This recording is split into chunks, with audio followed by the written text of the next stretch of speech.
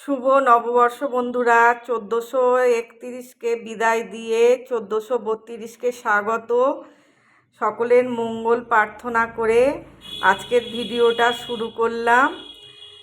আমি এবারে তোমাদের সঙ্গে শেয়ার করব আমার রান্না বান্না।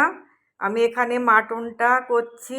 আজকে একটু দেরি হয়ে গেল বন্ধুরা, সকাল থেকে কাজকর্ম করেও ঠিক টাইমে কমপ্লিট করতে পারছি না। এই আমার মাটনটা কষা হয়ে গেছে। চলো ওদিকে আমি কি রান্না করেছি তোমাদের সঙ্গে শেয়ার করে নিই।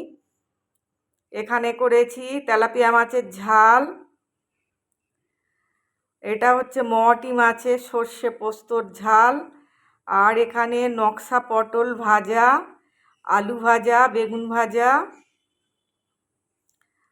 আর করেছি ঢ্যাঁড়স, এখানে শাক ভাজা আর ঢ্যাঁড়স ভাজা, বেগুনটা ওখানে ধরেনি বলে এখানে রেখেছি, চাটনি, আর করেছি পাতলা মুসারির ডাল।